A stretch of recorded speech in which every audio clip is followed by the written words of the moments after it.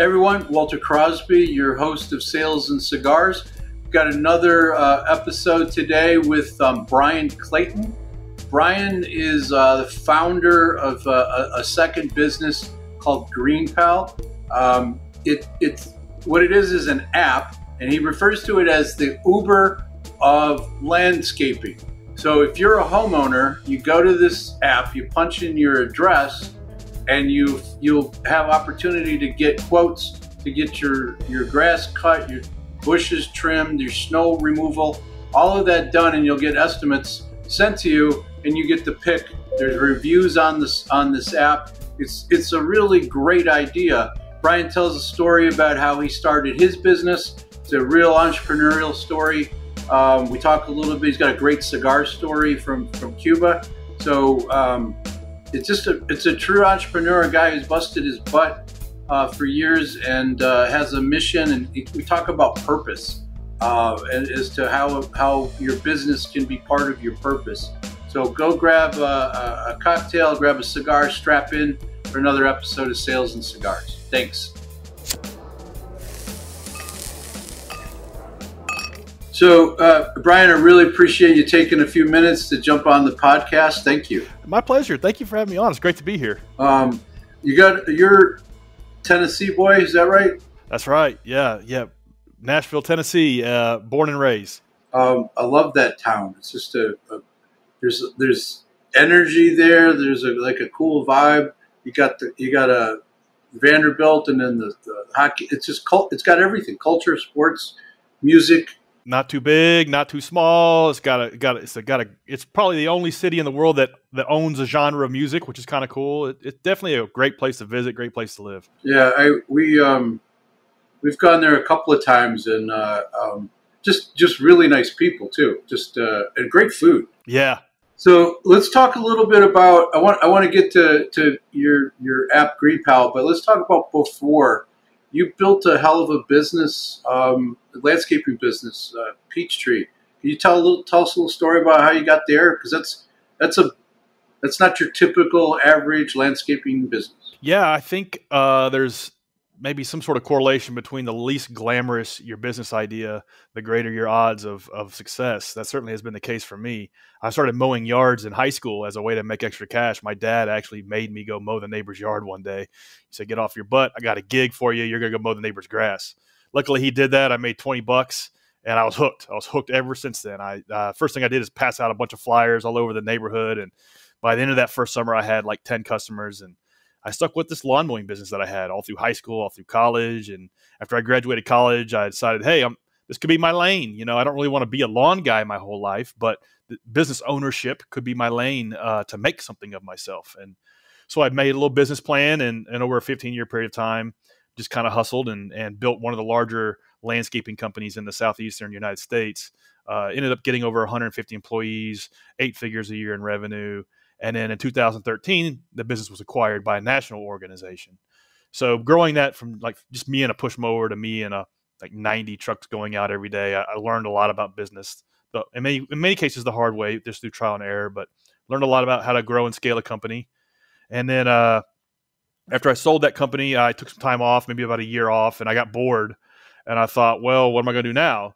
And I thought, what's missing in my life is the project, the mission, the business, the challenges, and all of those things. And so the idea I came to me that an app should exist, like Uber, but for lawn mowing services. I thought somebody's going to build it.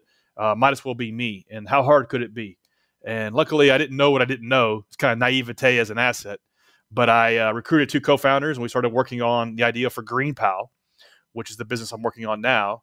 And GreenPal is a 10-year overnight success. Been at this for over a decade. And now we're nationwide in the United States, anywhere in the United States with a population of over like 15,000 people. You can download our app and order a lawn mowing service just like you would an Uber. So lawn care, do you like, we up here have fairly harsh winters. You guys do snow removal things too? Is that part of the program? We focus on lawn care. That's 90% of the activity that happens on the platform. But other things you need to get done around your house, like shrubs, bushes, seeding, leaf removal, and snow removal, landscaping contractors provide those services as well, and so our app facilitates those as well. So we are the nationwide largest provider of lawn care services for residences and also snow removal services. So in the Northeast, Chicago area, it's really big. I grew up in Nashville, so I didn't really know that people order snow removal services for their home, much like you would a lawn mowing service. So we built that out about 2 years ago, and it works well. People get a lot of value from it. And our contractors make a lot of money on it too. Yeah. So, I mean, sometimes it's the same contractor that does the lawn work as well as the snow removal work. That's right. Some of the two complement each other. They do if the business is able to migrate that and keep the staff and that. So let's go back to the high school guy with the lawnmower. Like how long did Pops allow you to use his lawnmower to cut grass? When did you have to start buying your own equipment? It wasn't, luckily he let me use our stuff for as long as I wanted to, but it wasn't long before I figured out that I could make more money with better stuff. And so one of the cool things about the lawn mowing business is that it teaches you basically capital allocation in a way. You understand that, hey, I made $500 this week, but if I saved like 10 grand, I could buy a lawnmower that would make me $2,000 a week. And so you learn that firsthand. You also learn that, man, I mean, I'm getting worn out by 2:00 in the afternoon because I'm walking all day. If I had, one of these commercial zero-turn riders, I could probably work 13 hours a day. And then, now your helper is getting burnt out and you want to make the job more so like the business teaches you, the nuts and bolts of capital allocation, of money coming in and investing money to go make more money. And that was one of the cool things about it. So I figured that out like in the first summer, that this piece of crap Murray lawnmower that we've got ain't going to cut it. I was literally in 1995 making like $600 a week mowing grass, which in today's money is probably like $2 or $3 grand. Sure. And quickly outgrew that stuff. So, you took the challenge from your father, but it requires a work ethic, especially in that business, to be able to get up, whether you want to or not, to go out into the sun, go out, into the heat, the humidity, and just keep grinding that out. And because you were doing the work and finding new accounts as well. Oh yeah. That's one of the things that, the lawn mowing business teaches you is you have to be able to wear multiple hats. You have to work in the business and on the business at the same time. And so, Monday through Friday, I'd be mowing grass, Saturdays also. And then maybe Sundays I would go out and try to hustle up more work. And then, I hustled up enough work to where I got a part-time employee, then a full-time employee, then 2 crews, and then 3 crews, 4 crews, 5 crews. And then after 5 crews, I realized, okay, my job is now I'm the sales manager. I have to run a sales process. So I had to build a sales process from scratch. And then after we grew to like 20, 30 people, I had 2 or 3 salespeople working for me. And then now I was managing them. Then it got to the point where that was too much. So I had to have a sales manager manage salespeople. And so you kind of grow with the business, and you acquire the skills you have to acquire just through trial and error. And, maybe if you're smart, you read books and you listen to podcasts like this one, and you go to YouTube University. Back then, we didn't have any of that stuff. So did you find a mentor? Or did you find somebody that had built a business, or somebody you could pick ideas from? Honestly, no. But I was lucky in the sense that I had an affluent clientele, and so I was able to see firsthand really successful people that were no smarter than I was. And so I remember, for instance, there was this one guy, one of my wealthiest clients was a guy that I don't think he graduated high school, but he had a series of like insurance businesses. And I was able to look at this guy and say, man, I mean, he's a great guy, one of my favorite customers, but he seems like an idiot to me. And maybe it's a shtick, I don't know, but like, I mean, this dude's like got to be worth $10 million. And I mean, he's no smarter than me. So it was like, that was validation to me that business ownership was my lane, that if I just worked my butt off and built a good team around me, that I too could build an 8-figure business. even in the landscaping business, which doesn't happen often. No, it doesn't. But as I grew that company, I then, started to network with other big landscaping company owners in other markets. And I would go to trade shows and I would meet with other landscaping conglomerates in other major cities. So like there was one guy in Chicago actually that I kind of like went to his shop and he showed me, their systems, showed me their processes, and he had 300 employees and they were doing 30 million a year in revenue. And so I was able to learn a lot from other companies in other cities that were doing it bigger and better than I was, and kind of take their processes and put it in my business. So that was one way I was able to kind of level up. And back then, Nashville was growing a lot in the last 20 years. Back then, it was a lot smaller. So a lot of these types of sophisticated processes hadn't made it their way into our industry in our city. So I was able to kind of be one of the first to do those sorts of things. I've got a few clients who they didn't go to college, they didn't get any MBAs, but they built successful businesses because, in my mind, they had an idea and they were willing to do the work. Even when they failed, they would take and learn from that and keep going forward. And it sounds like there was a lot of that with you building this business. You were just willing to bust your butt and keep going and learning as you went.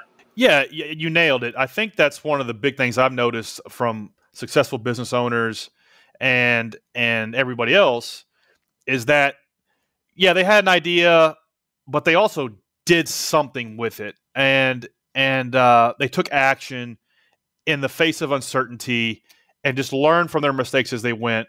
I mean, I got a buddy that also didn't go to college who runs a little miniature Airbnb empire, who's now sitting on like $15 million in real estate. And he all started 5 years ago when he decided to rent his bedroom out on Airbnb and live in his garage.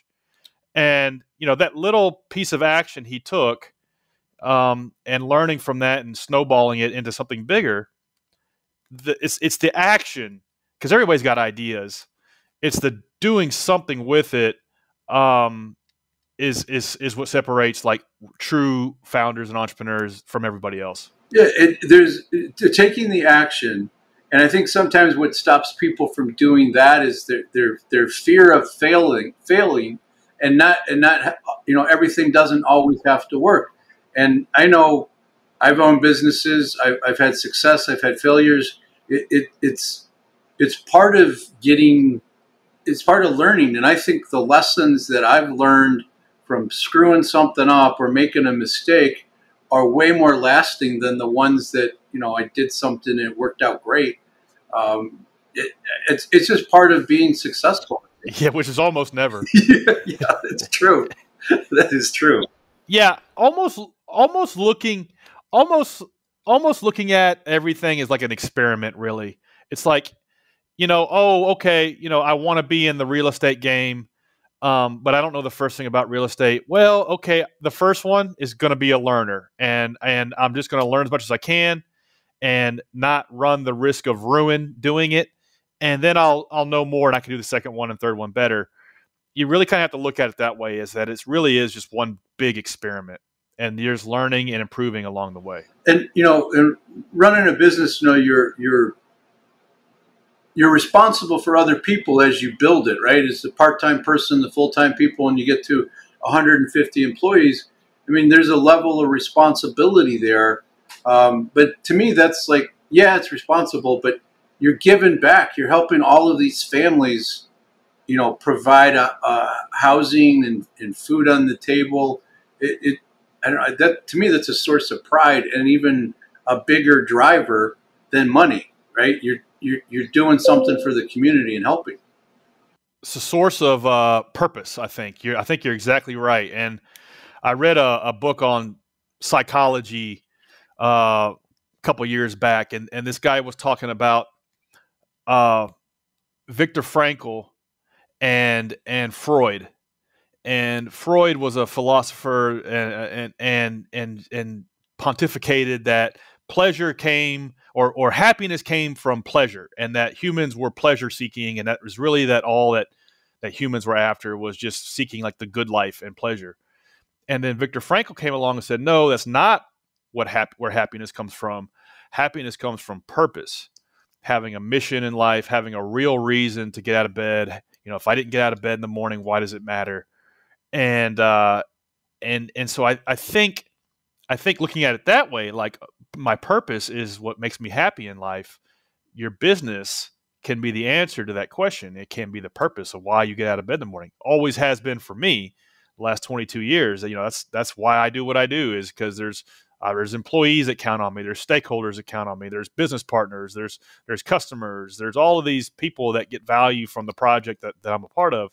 And that becomes my purpose. And so that's always been the way I've seen it. It sounds like you see it the same way. I do. I do. And it's not, I don't know that everybody looks at it from a perspective, because there's plenty of people that are in business just to make a buck and don't think about, they think of transactions instead of relationships. They think of selling something instead of trying to help someone. And when you can combine all of that with, like, I'm trying to get this place. I need something to like you said, get out of bed in the morning, but I need something to drive my passion. I need that to be who I am. Yep. That's not, that's what makes someone special like yourself, to be able to build some business, sell it, and then jump back into another project that you're actually serving the community that you left. Like, all of those other landscaper folks now can sign up for GreenPal and have an opportunity for inbound opportunities just coming to them because they're part of this network. That's true, right? You're helping all these exactly young kids with the mower. You nailed it. That's exactly why we exist. That's exactly why we do what we do, is to be like a business in a box for anybody that wants to work hard and make a good living in the landscaping industry. We help them get all the customers they want, help them get paid, help them organize everything, and help them make material income. And we have hundreds and hundreds of stories of people that are like, thank you, GreenPal. I was able to put a kid through college, or I was able to pay off my mortgage, or I was able to qualify for a mortgage, or I was able to buy a mower that I can ride on rather than having to walk around all day, or I was able to pay off my student loan debt, whatever. That's a lot of fun. That's why we do what we do, is to help these folks improve their station in life. And the lawn care business is the vehicle. They're the ones working their butts off. We just help them do it better, easier, faster, more efficient. Well, it's not something you had when you were pushing the lawnmower in the neighborhood, and it's just one of those ideas that flowed out of it. So congratulations for having the success, and congratulations for actually taking that purpose and giving back and helping out all these other folks that, because you probably don't have a personal relationship with all those folks, but those people are really being impacted by what you and your team are doing. That's awesome. Yeah, and to your point, there's 32,000 that use the platform now, and I don't know all of them personally. But when we were first starting the business, the first 500 service providers all had my cell phone number. And so I would talk to these folks on an ongoing basis, 7 days a week, getting real empathy for the struggles they face growing their business. And now we try to do that at scale. We have a Facebook group that 4,000 or 5,000 of them are in. And so we're always talking to each other in that group, celebrating successes, figuring out ways to improve the platform. And so that makes it a lot of fun. It makes it worthwhile, especially the first 3 or 4 years were really challenging getting the business going. Well, you built another community. So have you ever thought about doing like a little side gig where you're mentoring or coaching the young guys with the lawnmower, or the young gals with the lawnmower? Like, not, I guess I shouldn't be sexist about it. Like, getting out there and helping them see that there is a path, that there is direction to building something that goes beyond one push 19-inch Murray lawnmower. Yeah. So the first, when we were getting the platform going, I actually did that as a way to attract our early adopting contractors, because 8-9 years ago the platform really kind of sucked, It didn't have all the tools it needed. So we kind of needed them to use it almost in a benevolent way. And the way we would kind of get them to stick around is I would offer them coaching on how to grow their lawn mowing business. And as an exchange for that, they would use the platform to quote yards and do business. As time went on, we were able to make it more self-serve. And so for like 3 or 4 years, did a lot of that and enjoyed the hell out of it. And nowadays, I still do a little bit of coaching and mentoring for entrepreneurs, just as a hobby, because it's fun for me to see other people, building projects and succeeding, and I love helping somebody avoid a mistake I've made. Yeah. So yeah, I think no matter what I'm doing, I'm always going to be doing that in some shape or form because I enjoy it. It makes me feel better, and it keeps me sharp. Yeah, it's for me. I mean, we like engagements and we like getting paid, but one of the best parts of an engagement for what I do is watching a sales manager or a salesperson elevate, build that confidence, and create some wins. That to me is that's the joy. And you get that phone call like, hey, I tried that thing you told me to do and it worked and I closed the deal. Like that makes my week when I hear that. It's just awesome. Exactly. That's purpose. That's why you get out of bed and deal with the challenging parts of growing a business, because when you see it work and you see it help somebody else change their life, that's fun. That's why I do what I do. Yep. Awesome. So I always like to end with sales and cigars. I like to just see if a guest has any type of relationship or family members. Sometimes there's a good story. Any relationship with cigars? I don't smoke cigars. I never took to them for some reason, but I do have a cigar story that almost cost me big time one time. I went to Cuba, and what they don't tell you about Cuba, I guess they don't, I mean, I didn't know this, but you have no access to the banking system, and American dollars don't work. They don't take American dollars. And so when you get there, you kind of need to have all the money that you need for the whole time, because there are no ATMs. And so whatever you got is whatever you got. So I went to Cuba and I figured, and I thought it was going to be cheap, but it wasn't cheap. And by the third day, I was running out of money. I was like, oh man, I better get back home. And so I changed my flight, and so I was ready to go to the airport. And I had like $40 left, and I wanted to get some Cuban cigars to bring back. And so I spent my last $40. I spent 20 of my last $40 on 2 boxes of Cuban cigars. So now I only got $20 left. And so I'm getting ready to go to the airport, and I thought $20 surely would be enough to go back to the airport, and it wasn't. They wanted $50 US to take me back to the airport. And I thought, well, certainly somebody can help me out. And they said, no, sorry, we work for the government. And so nobody would give me a ride back to the airport. So I was about to miss my flight, and I was out of money. And so I had to quickly think on my feet, and I went to the little touristy area, and I ended up selling a pair of sunglasses to an Australian lady who was also a tourist who felt bad for me for like another $20. And so I was able to hustle up the money I needed for cab fare. So Cuban cigars, a last minute purchase of Cuban cigars almost got my butt stuck in Cuba for probably a month, until I don't know how I would have gotten out of there, because you don't have Western Union, you don't have ATMs. Really, really, really, really interesting country. I have not been.